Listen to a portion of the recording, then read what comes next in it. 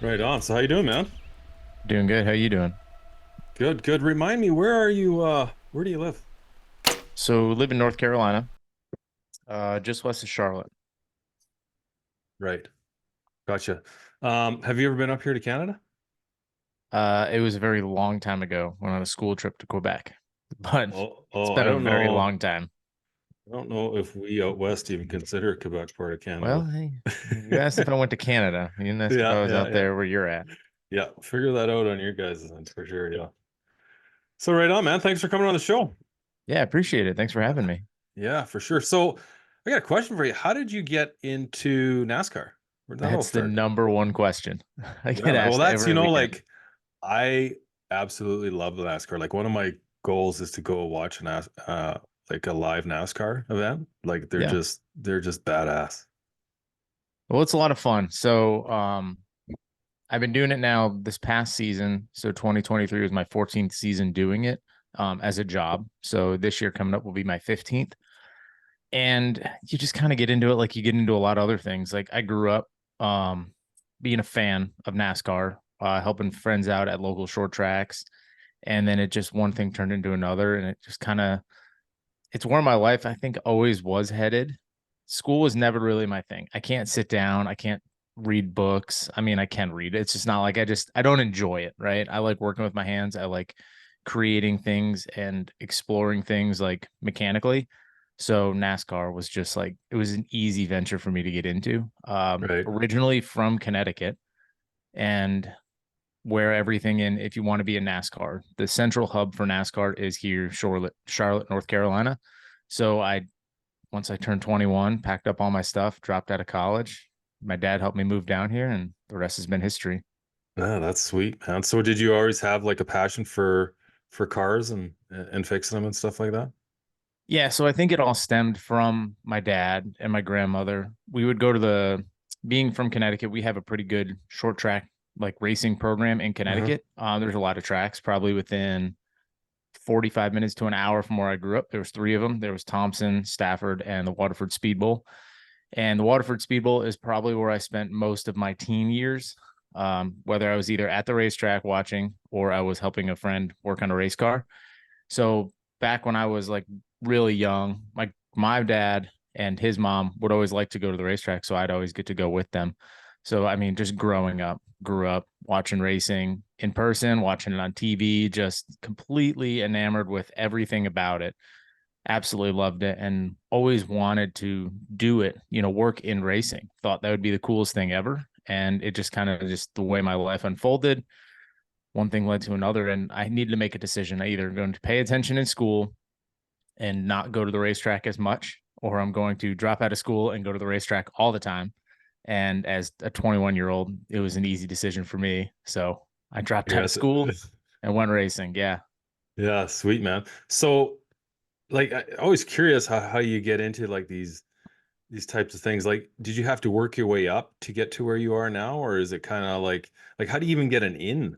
Because I imagine like the Yeah. amount of applicants they must have like to work at NASCAR would be a lot. Like you think that's like more a Canadian loves that stuff. I imagine there's a lot of Americans down there who must just absolutely love it.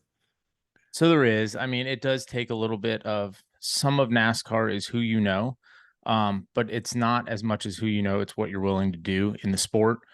So the sport's very demanding. It's very grinding. For me, I could either mechanically, I'm good turning wrenches and working on race cars. That was always an avenue that I could go down. But when I was younger, when I moved to do this full time, 21 years old, I'm young, I'm athletic. The pit crew thing was like, this looks like it's awesome. So, Mhm. what I guess I'll tell the audience what my actual job is my full 9 to 5 is I work in NASCAR. I'm the front tire changer for the number 24 car of William Byron at Hendrick Motorsports.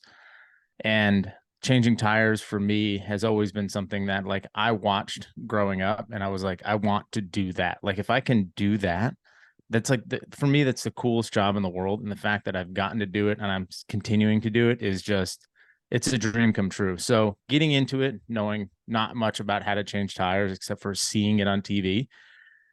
Luckily there is a few resources here in North Carolina. There's the pit school in Mooresville, which is where I went, And what they do there is it's a very like it's a crash course. It's like going to a community college and taking a crash course on like how to be a machinist.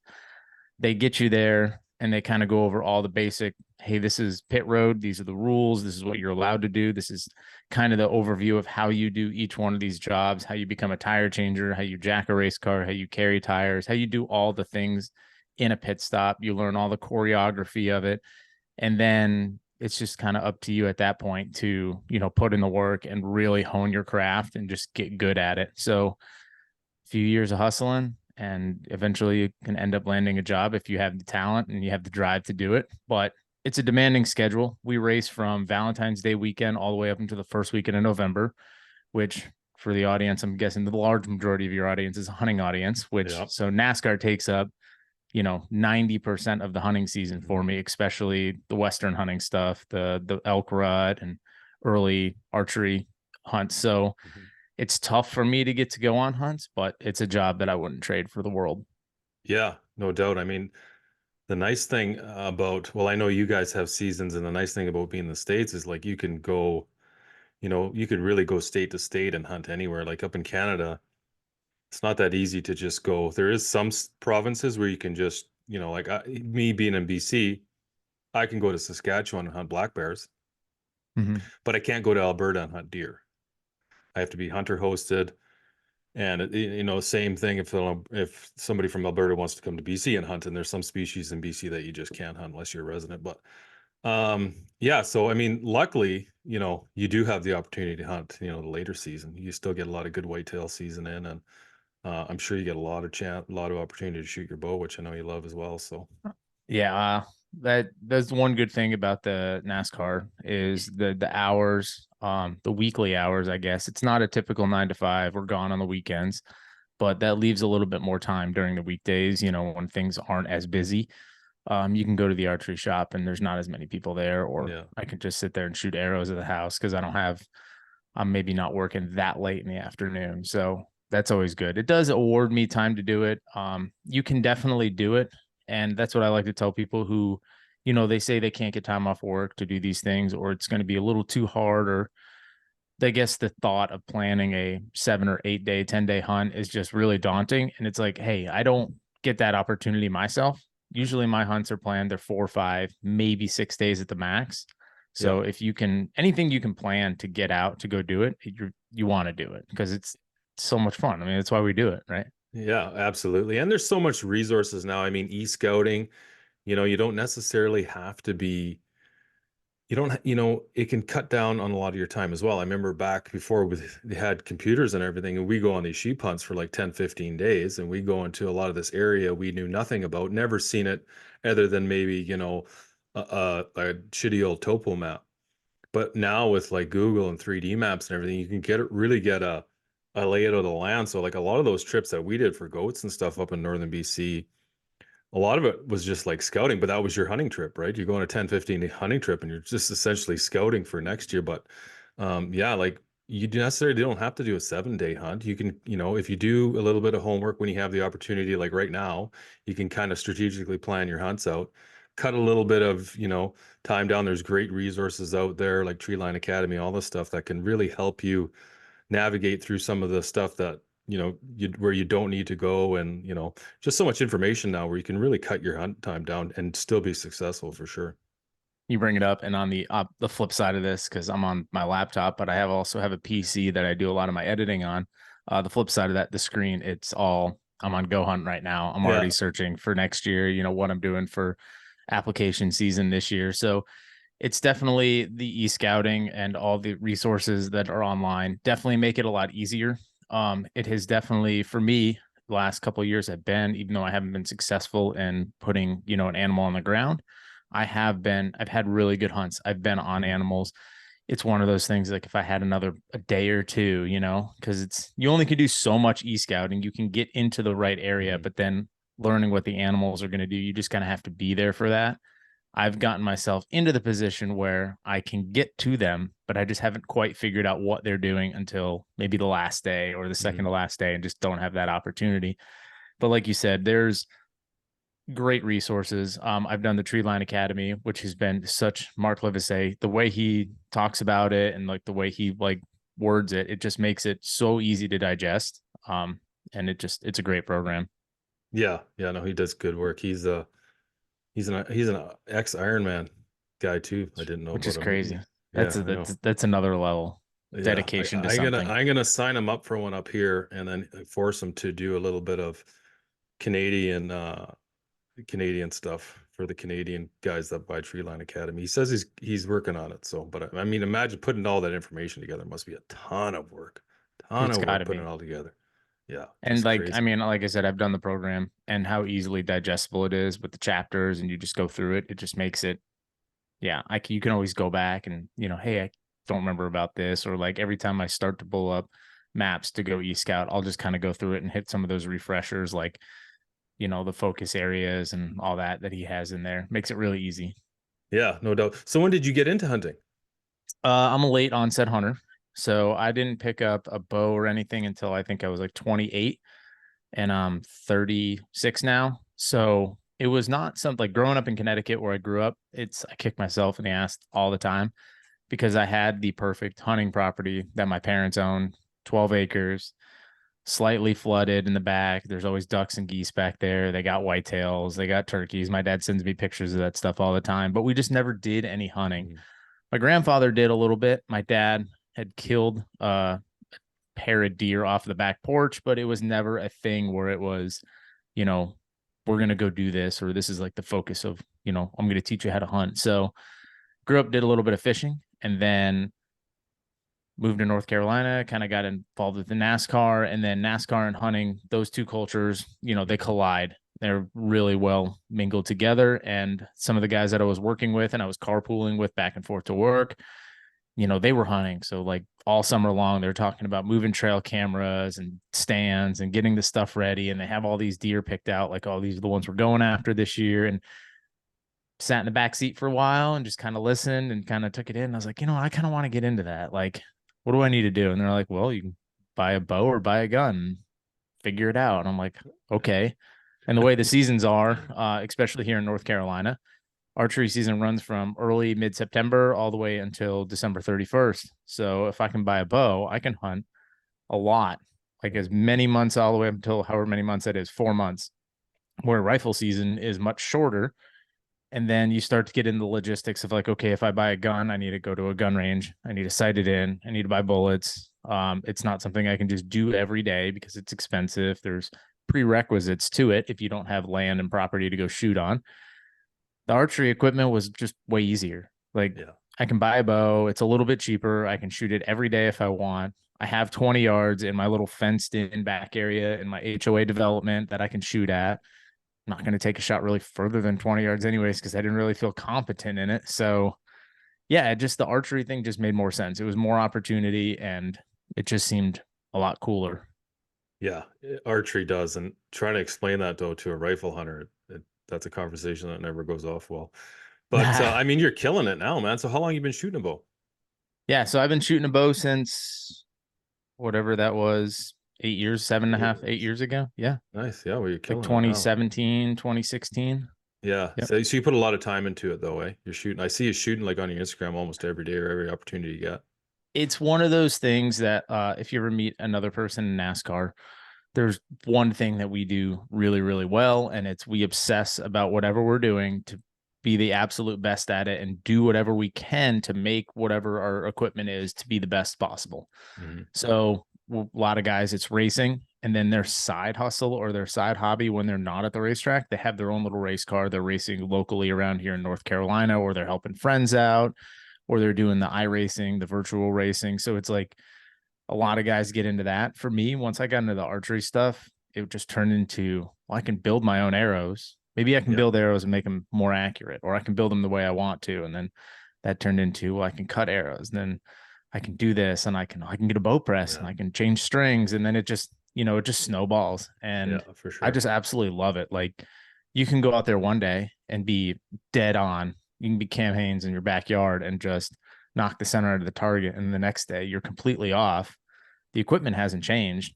You have, or you have done something to not be the same. So it's that constant struggle and constant pursuit of like, how can I make the perfect shot every single Yeah. time? And it just, you get obsessed by it. Oh yeah, it's all repetition, man. Archery, that's what it is. It's just, it's not, there's no real right way to do it. I mean, there is certain fundamentals that you need, but it's just, can you just produce the exact same movement over and over and over? And if you're going to do it the same, almost exactly the same every time, you're going to have the same result. But getting to that, and like, even, I've shot hundreds and thousands of arrows, but getting to that point, man, it's like, that's what's the beauty of archery, is like, it's never given. You can get into highs and lows, and like, I just went through it, for the last couple of weeks. I was just like shooting really shitty. So then you got to pretty much strip everything down and just start with the fundamentals. Go in the garage, start with your form, start with everything, just get everything back, and then hit the range again. And you're like, okay, there we go. That's better. That feels better. But yeah, it's definitely a love-hate relationship, archery. But man, myself, I just love it. Yeah, and I went one step further, I guess. Like archery hunting was a lot of fun. And I found myself shooting my bow all the time. And with the NASCAR schedule again being as tough as it is, 3D season is not something I can go shoot. There's a lot of 3D shoots around here in the Southeast. It's a really big thing. So I couldn't do it. Well, what's the next best thing I can do that is like a competition where I can like measure myself against other people? Yeah, Well, it was indoor. So I'm getting yeah, ready whenever this airs, but I'm getting ready to go shoot Lancaster in Pennsylvania. It's one of the bigger indoor tournaments of the year. yeah. And then the week after, going to Vegas, shooting the Vegas line on the pro line with the pros Nice. to kind of see where, yeah, I want to know where I'm at, right? Yeah, You don't get these opportunities that often. So to go there, it fits into my schedule. I want to see where I stack up against the pros. I mean, yeah.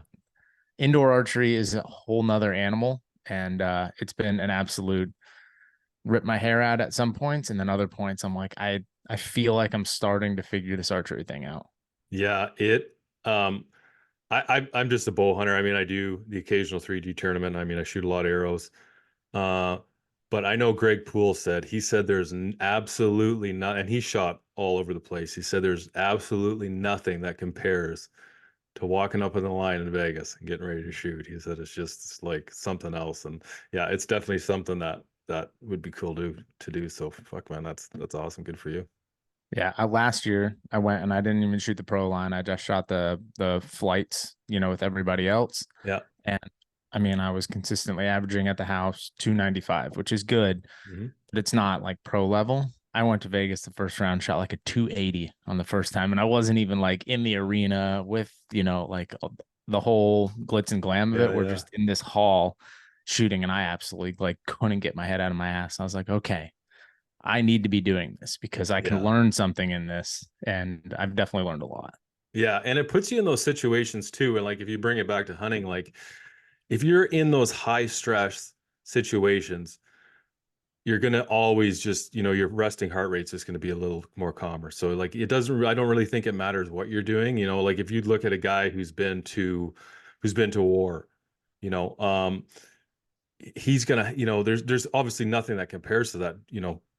Hunting elk or hunting deer doesn't really even come close to the emotions and stuff you must be feeling. And I feel like if you're doing these these high, these things that get your heart rate beating really fast, and get the blood boiling, I feel like when you get put in those high stressful situations, you're just a little cooler. So like, it's good practice, for those hunting situations when I mean, nothing's going to beat a bull elk screaming 15 No. feet away from you, but the great way to practice those high stress situations.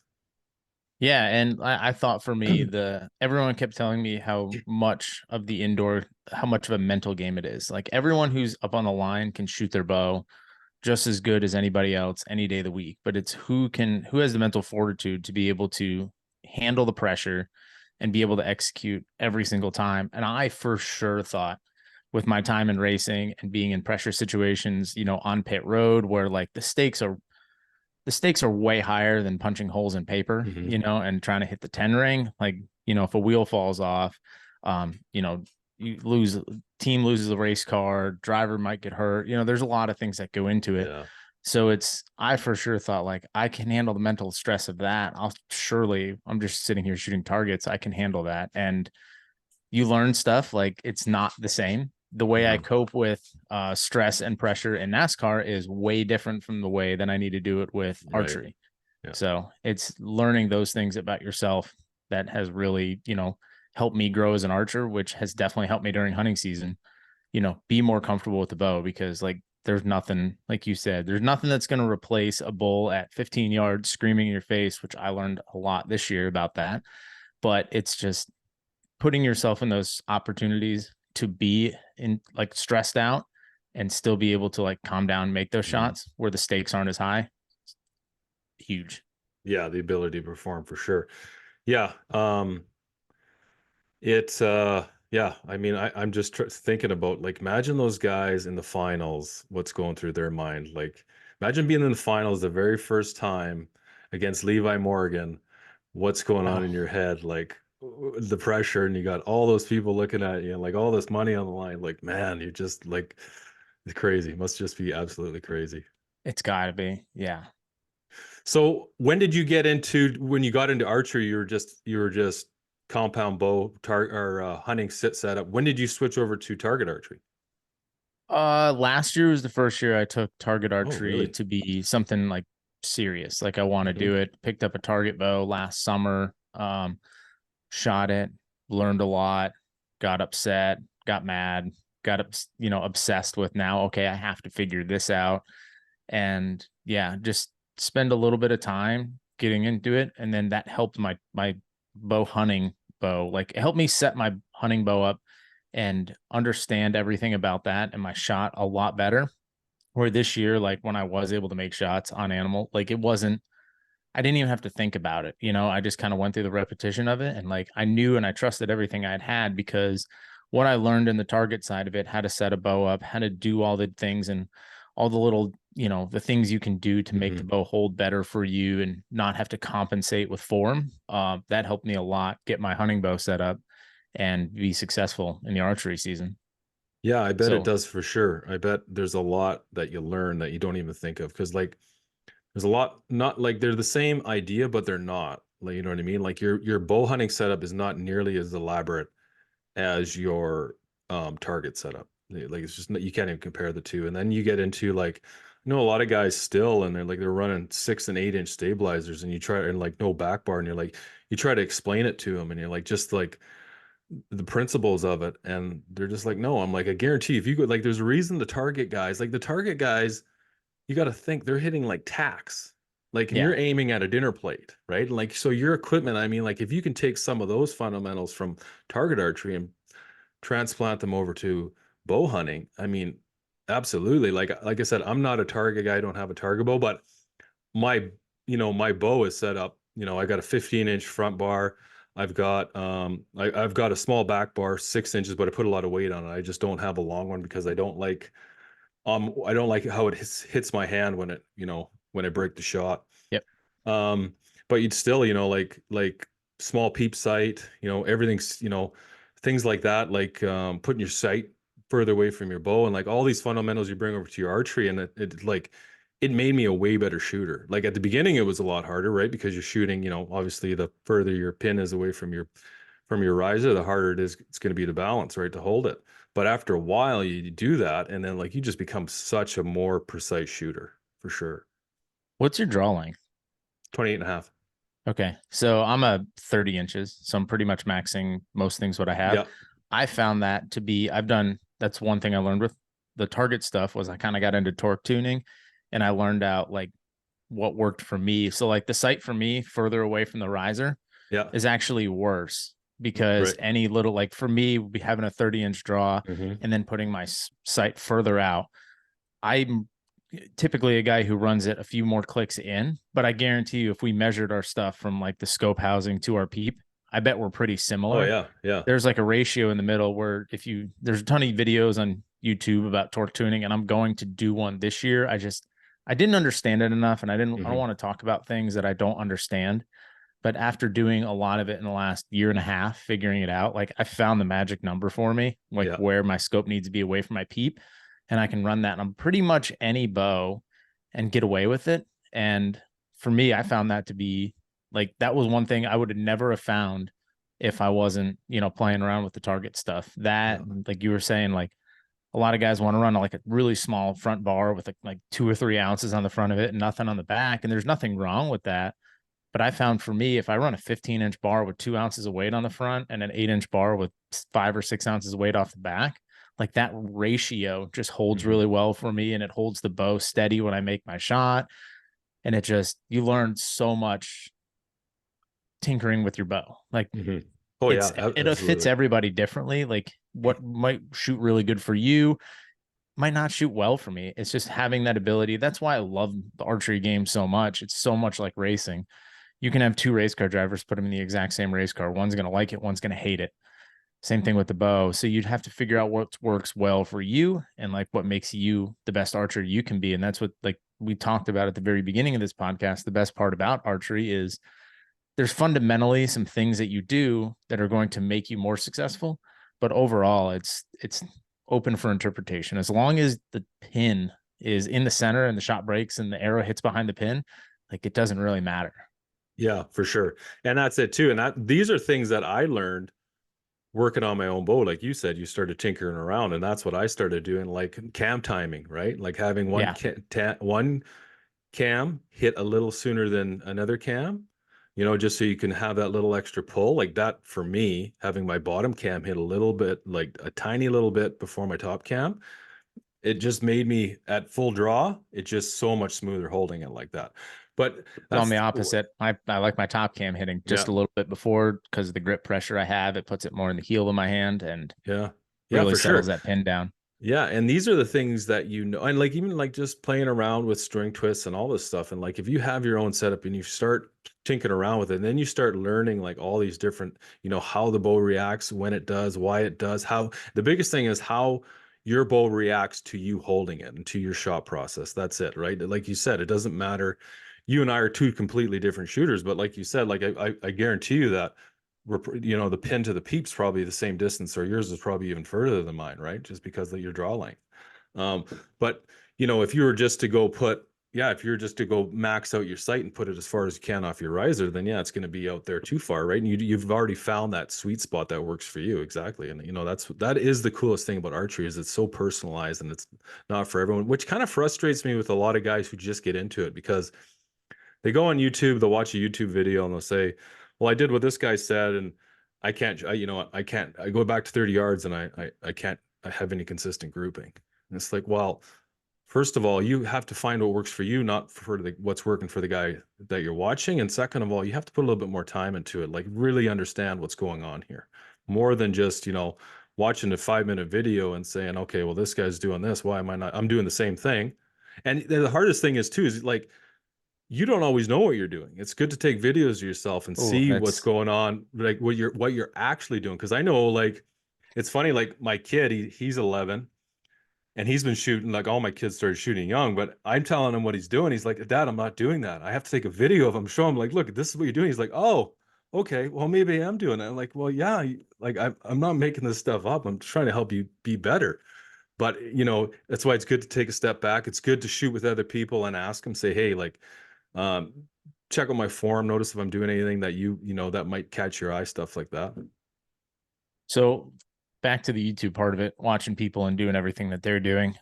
I think that YouTube in general for all of this in the archery and what it's done for archery and hunting has been exponentially good.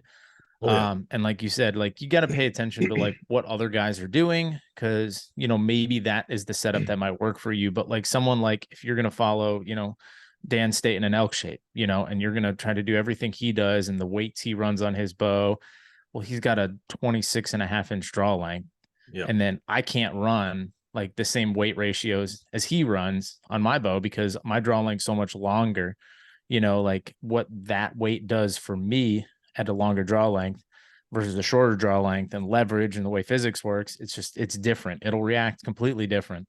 So just watching other people, seeing what people are doing. And if you look at the common trends, like what all these guys are doing, you can see that they're all fundamentally doing a lot of the same things, but all the stuff they're doing is also very personalized for them. So it's just Mhm. finding out what is that little thing. If maybe the bow's not holding quite right for you, play around with stabilizer weights, angles, maybe move your P pipe up and down a little bit. Might It's going to mess up your sight tape like initially, but Mhm. you might find that maybe you're really, really high on the face and your releases, and then it just doesn't hold great. But if you come down, you can drop that back shoulder, everything holds a little better. So again, it all goes back to just have fun with it, play, see what works, what doesn't, write everything down. I learned this very hard the first way when I started doing target stuff. If you write everything down and you do one adjustment at a time, you can always just undo those adjustments and kind of go Yeah. back to where you are. If you don't write it down and you start changing 6, 7 things, like you don't know where you're at. And the next thing you know, you have everything stripped off the bow and you have a T square on it and you're just like starting over like you're building a Yeah. whole new bow because you have no idea where you're at. Yeah, that's a good point. Especially, yeah, I've done that a lot too, especially you're messing around with dial tapes and stuff, and then you start changing, a little thing on your arrow, and you're like, okay, I want to go back to what I had before, but I'm gonna What was it? change my arrow back to what I before. What the heck was I doing over here? Yeah, so that's a great Yeah. point. Yeah, I'll write shit down because I've done it numerous times where I'm like, well, looks like I'm starting from scratch. I can't tell you how many times I've been playing around with cam timing and just going in a twist here, a twist there, two Mm. twists here, a half a twist there, and then you don't write it down. But like when you're working, you're in the press, Yeah, you do it, you go shoot 10 arrows. You're like, I don't like the way that holds. You go the other way, you top cam, bottom cam, you do all these things, and then you come back 2 days later and you're like, man, I really like how it was two adjustments before that. Like you remember that, but you don't remember what the adjustments are. And next thing you know, you got tape measures, you're measuring axle and brace height, and you're trying to get everything back to square, like where you started, but it might not actually be where you started. So just write everything down. Like that's yeah, the number one tip I can give everybody is just write it down. yeah.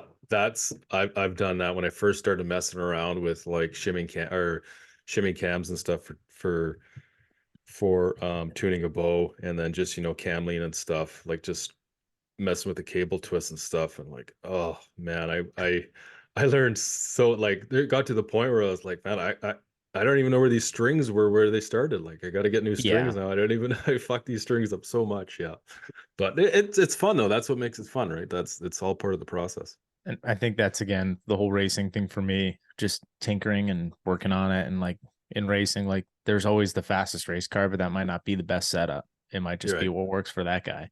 So, I always thought maybe because I was shimming my cams all the way over to the left of the bow, maybe there's something wrong with me and I'm compensating. Hmm. And I've just learned over the years, like after talking to more people, they're like, oh yeah, the first thing I did with the new bow is I'd take everything apart, shim the cam all the way right or left or whichever way they always go. And then they go from there.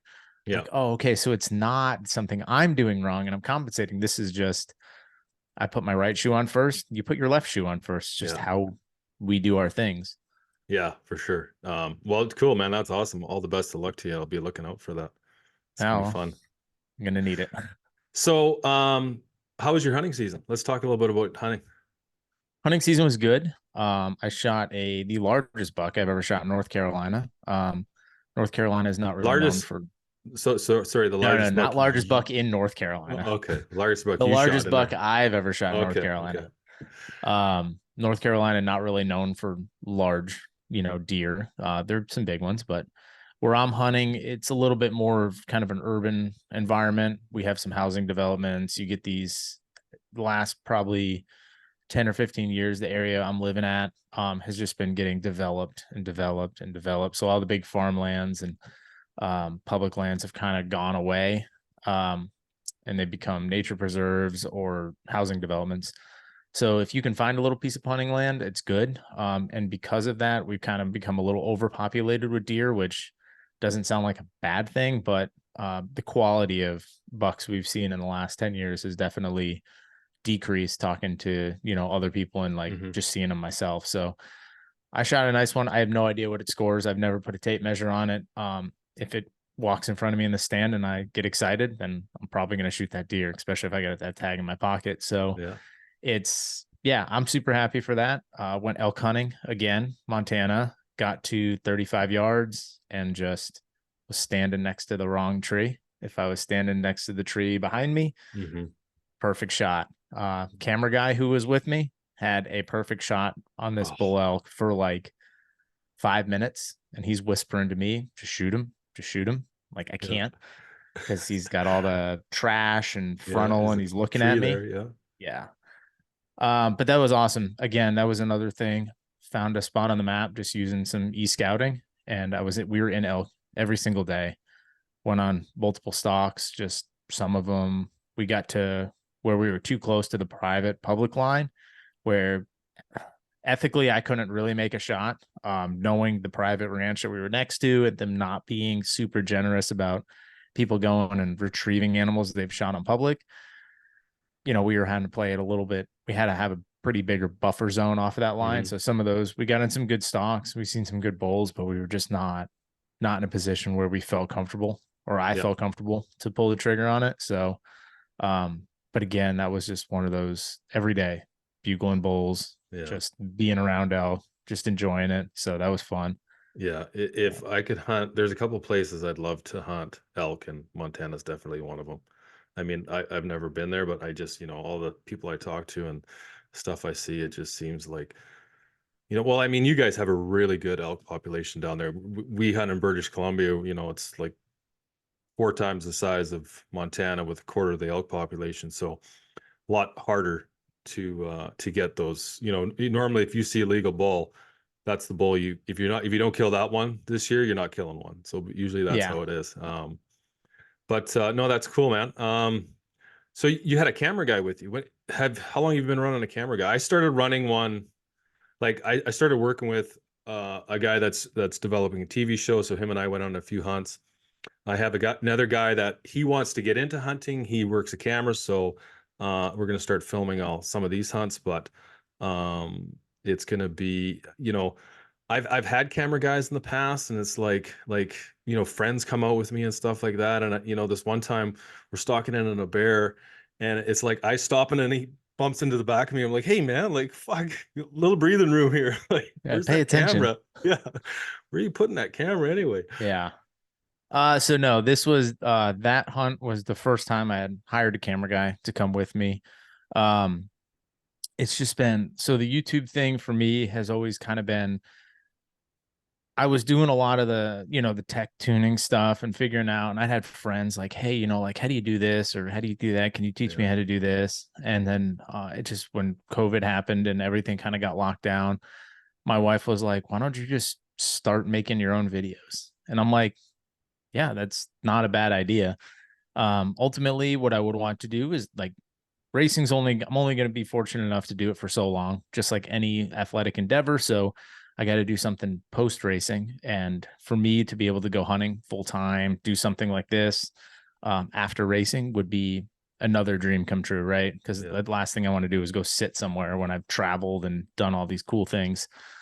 So any way I can like fuel that hunting passion and hopefully maybe turn it into something down the road, who knows? But so I started doing the YouTube stuff, and it was really for the longest time, it was me holding the camera, going on the hmm, hunt, trying to be the camera guy, the guide, the hunter, just trying to do it all. Right. yeah, yeah, Felt like the camera got in the way a couple times, or not shooting a bull in Colorado because it was a legal bull. It was 4 points on one side, three on the other. So technically it would have been legal in that unit, but it wouldn't have made for like a great video, I thought.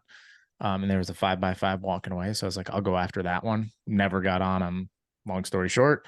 And yeah, so I was fortunate enough this year. I competed in, I know you had Jonathan McCormick on just yeah. recently. I just listened to that podcast, and First Form and First Form Outdoors, they had the November Knockdown Challenge last year. I qualified for it. I went and competed and I won. So I am the First Form pro staff for the Nice. outdoors side of it. Yeah. And that I won a nice $10,000 payday plus the First Form pro staff position. And when I took that money, I said, okay, I can hire a camera guy now to go with me on a hunt, because that's like, I want to be able to hunt, but I don't have to want to have to worry about Oh, the camera, carry the gear, do all the things. I'm like, I just want to go hunt and someone else do all that yeah, yeah. camera work. So um, I hired a guy, uh, all for one creative, Damon Wolf. He was really good and he did a great job. And dude, this kid, 19 years old, I mean, he is hustling. This is what he wants to do. And he was never once like, that was my biggest fear, is I take a camera guy out in the field and he's tired. He doesn't have the right things. He just doesn't want to do this. He's slowing me down. And dude, if I was like, yeah, that bull's like 2 miles away, he's like, all right, let's go. Like, okay. I'm like, Nice. hey, the quickest way to get there is going to be go up straight up this face, like not zigzag, not go around. Like, let's just go straight up. He's like, all right, cool. Like he was just I'm on the in. spot every single time. Constantly reminding me. That was always one of the things that I had a problem with in the field was like taking updates, getting B-roll shots, doing the Mhm. stuff. So when I'm editing, I'm like, I can put a nice video together. Yeah. He was getting all that. I didn't have to worry about it. He was constantly reminding me, hey, let's do this. Hey, tell me what's going on here. And great kid. And he's gonna be a name that's gonna come up a lot in the hunting industry in the next few years because he's just Cool. really good, smart, made a great video. So yeah, that was the first time I had a camera guy. And if I'm fortunate enough to do it again next year and the funds are there, I would love to do it again Yeah. because Yeah. it just made it where I could go hunting a little bit easier. I've had some people come like film tack for me before, but it's kind of been like, hey, you want to come film tack? Like, I'll pay for you to shoot. Like, Yeah. or Yeah. my wife's held the camera a bunch, especially at like the total archery challenges and some of the stuff around the house. Like, she's supportive of it. And I can't thank her enough for that because she's the one who kind of started all of this. Yeah. Yeah. So for her to be able to hold that That camera, doesn't go very well. I've tried that before. That doesn't go over well. well, I There's mean, we've double tapped the record button a couple times and we've not gotten some stuff, but it's at the end of the day, it's one of oh those. It's that like, okay. yeah. I was filming, I've already told the story in the podcast, but I was filming a whitetail hunt and I was sitting in a blind, had the camera set up perfectly, and in BC you're allowed to bait, so it was over a bait pile. And it was just like the perfect setup. Had everything ready to roll. Buck comes in that I've never seen before. Really nice big buck. Comes in. I go over to the camera. I hit the button. Nothing happens. I hit it again. Nothing happens. Or it just came on, but the little red light didn't flick on. And then I hit it again, and it has a delayed on and off. And Mm-hmm. so when I hit it again, the last time I hit it, I noticed the little red button flashing. So I thought it was rolling, and I didn't look at it again. And I went to grab my bow, waited, drew back, killed the thing, perfect shot. I even put lighted knocks on so they could see it in the camera. And like I don't even shoot lighted knocks. And I'm like, oh yeah, right on went down. It's money. And I look over and the camera's not on. And I was like, oh my God. I was so Yeah. deflated. I've done that. But I mean, I've done that doe hunting, like hasn't been a big buck, but like you just want to learn, like get it. For me, anyone who wants to record, like anything you can go record it, whether you're going yeah, to use the footage or yeah. not. I've learned that lesson where I've double tapped it or like thought the camera was on, hit record, and the camera I don't have a lens that turns or a screen that turns around so I can see it like in selfie mode. Yeah. Turned it on, thought it was on, hit record. Camera was never even on to begin with. I was like, awesome. I talked to this thing for 5 minutes after the shot and just nothing. Yeah, that's great. Oh, Well, I'm glad I'm not the only one. But I feel like when you're archery elk hunting, like it would be to capture it properly, you couldn't self-film a hunt like that. There's no way. yeah, it's tough. I think, and like for me, at least when I've done it, like if anyone goes back and watch my Colorado video or my Montana video from 2 years I'll ago, put links okay. up in the show notes. They're just like you can see like the majority of the footage starts in like day one, day two, and then day three, it's like I need to hunt a little harder. Day four, it's like, okay, like I'm not pulling the camera out every hour to film a tree or, film this thing. Cause it's like, I got to go the Mm, next ridge over and I don't have time for that. Like you can see kind of the switch. And I think it happens to a lot of people in their videos. You can see the switch where it's like, you get a lot of really good stuff in the beginning. And then towards the end, you start focusing on the hunting part of it yeah.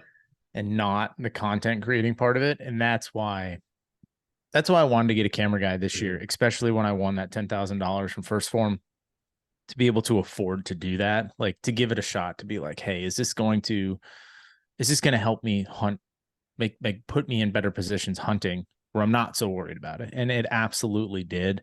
I just wasn't able to connect. Some of it was, making mistakes, not being a super successful elk hunter, um, not putting myself in like really advantageous positions to succeed. Maybe not closing the gap as fast as I should have, or going one tree too far, that Mhm. kind of stuff. So I was able to learn a lot more on this trip instead of worrying about getting content Yeah. as much. And it was good. It was refreshing and pretty excited to go do it again. Probably going to continue to hire cameramen as long as the budget allows it. So Yeah, for sure. Yeah. Oh, well, that's cool, man. Yeah, I'll put all those links up. I did watch a couple of your films, and I thought you were self-filming. I thought they're really well done. But again, I mean, when you have an actual camera guy there and he knows his camera inside yeah, and out, man, like you just can't compare. You know, 'cause if you're trying to sit there and focus on what an elk's doing, when it's doing, what calls are it's doing, you calling back. If you're messing, if you're playing with a camera, worried about focus and lighting and all this stuff, it's like, man, it's just not impossible, but so hard to it's do. so hard. Yeah. Like, do I set up the tripod? Do I just go with the GoPro? Like, you're carrying Yeah. all this extra stuff around. You're like, is this going to be, do I have to get the shot? Do I not have to get the shot? And that was one Hmm. thing I told Damon when he came with me. I was like, hey, man, look, I don't care if you get the shot on camera or you get me making a shot. Like, just get something. Like, it doesn't have to be perfect. And I'm Yeah. not waiting for you to be like, all right, I'm ready. Like, Yeah. Yeah. if it's not in focus, it's not in focus. And I'm not going to be upset about it, but we're going to do the best we can. Because the most important thing for me on any of those trips is most important thing for me is to get something on the ground and be successful in the Hmm. hunting side of it. And then the camera stuff is just like secondary to that, to like document, to capture, to tell a story of like what happened on this trip. So Hmm. Yeah. Yeah, for sure, man. Yeah. I feel, yeah, with archery, yeah. I mean, archery elk, I mean, there is archery hunts like whitetail hunting. If you're hunting and blind in the stand, definitely easier.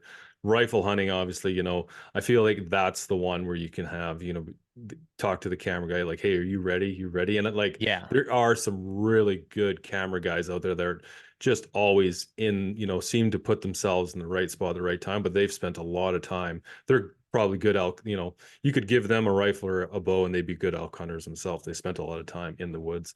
But I mean, you see a lot of these, these high budget films. A lot of them have like two or three camera guys going. So Oh yeah. it's they get a lot more angles, a lot more camera guys. I mean, obviously, it's not easier. The more people you hunt with, the harder it gets. But still, I mean, when you have, a couple extra hands on deck, it definitely makes the production go a little easier and increase the quality.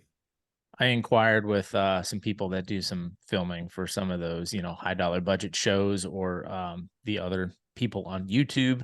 And for what some of these films cost, like give those, if you're watching the video and you like it, give it a like, give them a subscribe because like you're They never going to earned be it. able to help pay for that. But if you can support, me or anyone else that you're watching yourself, like if you're watching this video and like you want to support, yeah, if you want to send me five, six, $10,000 for a camera guy to go on all my hunts, that'd be great, but Yeah.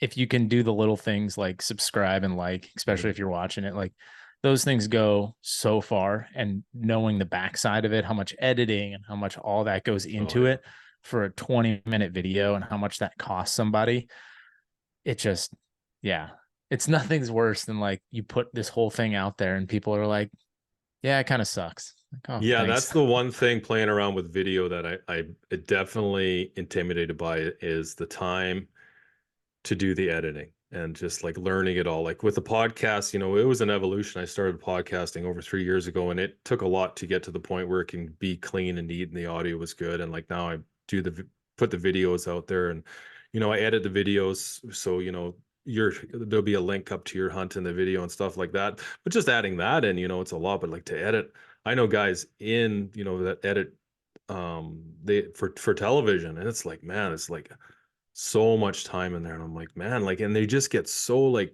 down to all the simple like fine details, and I'm like, man, is that really worth it? But I guess in the long run, if you can produce really high good content, then I suppose it is. I don't know. Yeah, 20-minute video, like for something I'm doing, like not including filming time, just sitting down editing. If I know all of the footage, like I took it all, Hmm. I don't have to go back and watch any of it and figure out like what somebody else took for me. If I know all the footage, I can kind of piece it together and timeline it in my head before I start editing. And a 20-minute video could take easily, 3 to 6 hours over 2 or 3 days just to put that out there. Hmm. So Yeah. it's I enjoy doing it though, right? It's Yeah. creating something, it's doing something. I like learning all the time, regardless of what it is. So like doing the editing stuff and just kind of like figuring out how to edit and like get the cool shots and do Mhm. something that is like it's different, or figure out how somebody else did that and then be able to replicate it and put it in my video. Like that's really cool. So like I enjoy it. It's not something I'm like I dread doing, but um it'd be definitely nice if, I get to the point where I can just send that off to somebody Yeah, else. where you didn't have to do it for sure. Yeah. Yeah, that would be nice. But yeah, cool, man. Um, Fitness. Now, I always see you grinding, I always see you working out. Let's talk a little bit about fitness. So, do you train year round, even when you're like full tilt with NASCAR? Is it kind of like something that's really important to you, is keeping up with your fitness? Yeah. So NASCAR season's 40 weeks long. If I didn't work out during the racing season, like it'd be completely out of shape by the time the season was over. I think if you can maintain a general level of, physical preparedness, your Hmm. GPP, all year long, I think that is exponentially more valuable than, someone who's going to work out hard for 3, 4 months and then kind of like give up on it because what they're doing isn't sustainable. Um, so for me, I like to stay fit. Like I said, I'm 36 years old. I'm not getting any younger. Being in athletics and changing tires, anyone who plays or has done sport, for a career, like father time is undefeated. So anything you can do to kind of delay that as long as possible is what I'm out for. So I looked at it from a tire changing perspective. I can either be like mentally stronger and faster than you, or I can be physically stronger and faster than you. So if I can do both of those, like it's a win-win scenario. So for me, I'm trying to be, one of the best, strongest, fittest tire changers on pit road, because and the more athletic you can be, the better off you're going to be. And then as a secondary to that, it helps with the hunting and everything else that Oh, I'm doing, absolutely. Yeah. where like a lot of guys and there's girls, there's nothing wrong with it, but like you plan this hunt in September and you start training for it in, June, August, wherever, like a couple months before. And that's great because it gives you a goal for something. But I just try to maintain a level of fitness throughout the year. So Hmm. when I go on these hunts, yeah, I might do a little bit more, like I'll put the backpack on and put 50 pounds in it, hit the treadmill once or twice a week just to kind of like understand what that's going to feel like on my hips. But there's Hmm. not a lot of like, I guess, hunting related training that I'm doing. It's just Hmm. generally stay fit all year. So that way, Yeah. you kick ass on pit road and be healthy. Yeah, for sure. I don't do any specific hunting training. I don't rock. I don't do anything. I do things that I like to do, and that allows me to do it year round. Like if I tell people, if you enjoy doing it, you're going to keep doing it. If you absolutely hate doing it, you're not going to do it, right? Like Mm-hmm. so find something that you like to do. If you like to run, run. If you like to swim, swim. If you like to rock, rock. If you like lifting weights and lift weights, incorporate a little bit of cardio in there. But just find something you like to do and do it consistently, and you're going to be good to go. There's some Did things you? like I figured out, the same thing what you were saying, like over the years, like that there's things that I can and can't do that are advantageous to like NASCAR and pit stops, like what I've done over the last 14 years to my knees, running, jumping, and landing on my knees every single weekend, like hasn't done well for the knee joints. So running is great. Like there's a lot of people who like to go out and run. I can't run because I get inflamed, I get swelling, and then when I get swelling, I can't bend down look right the right way, can't get up the right way. So like I've adjusted my training over those 14 years to try to be and maintain as strong and as fit and as like enduring as I can be without, wrecking your body. Yeah, yeah, for sure, man. And there's a lot of ways to get the same results. Yeah, Like oh, there's yeah. so many ways of training. You can do CrossFit, right? Like I I just lift, I just use standard weightlifting. I'll do chest and back one day, shoulders and calves and like arms, and then I do each body part twice a week, and I incorporate running and bike in there. But when I do my weightlifting, I do like supersets, right? Keep my heart rate up and just get a good sweat going. They're not super long, they're really quick and intense, and then that's it, it's done for the day, right? And then I just keep doing it consistently over time and time. And then you never have to worry. Like when I go into a hunting season, I don't like I don't sit there and be like, oh, I got a month to go hunting, I got to get in shape. It's like, no, Yeah. you just stay fit. Like you said, you stay fit, you stay consistent, and it allows you to do these things that you love to do. You don't have to worry about that. Now I can focus on I could focus on where I'm going to hunt. I can focus on, what the weather's going to do, or, all this other stuff that you need to worry about too. And you're not really worried about your fitness. You're just doing the same things that you've done you just keep doing it. It just helps. I find, like, especially with bow hunting. I mean, if you're in shape and you're bow hunting, it's going to allow you to crest that ridge and not be out of gas, so you can come to full draw if you need to, stuff Oh like yeah. that. I think with a lot of what we do in NASCAR, like we have very sport specific training. Like there's a lot of agility stuff that we do. I do a little bit more CrossFit than I think the average bear in NASCAR, the population, but I also like doing a lot of like the Olympic liftings, very fast, powerful, explosive movements, Mhm. because that's a lot of what we're doing. Like we do 4 tires, 16 gallons worth of gas. We're doing it in 9 seconds or less. So every What does one tire weigh for those? 55 pounds. Oh, Yeah. not light. So we got one tire, one lug nut. That gun alone weighs like 11 pounds. You're holding it in one hand, pull the Yeah. lug nut and the gun off or the wheel off at the same time. And I'm taking that 55-pound tire and I'm throwing it back to the wall. But all those movements are happening, very fast. So we do a lot of speed and agility work. And then we also do a lot of power and explosive movements to be able to like do those things really fast, because just like in archery, like, an inch could mean everything, clipping the back of the lung or, being too high or clipping the liver, where for us, it's tenths of seconds, every like 2/10 of a second is an eternity in NASCAR in a pit stop realm. So it's like, how can we spend our time finding those little tiny details? And a lot of that comes in the weight room, just like you're saying, with like having that energy to be able to crest over that ridge when you get there and not be like completely gassed out. It's like, what can we do to be as efficient as possible on pit road? But then again, I'm trying to be as efficient as possible on the mountain. And to get to your point, like if you're waiting for a month before the season to get fit, like the month before the season, that's when I'm like really pouring into the maps, getting really Mhm. detailed. So like when I get there, I may have never put boots on the ground there before, but like I can see like, oh, I've seen that ridge, or I've seen this. I know what the topography looks like if I go over here because I've looked at it so much.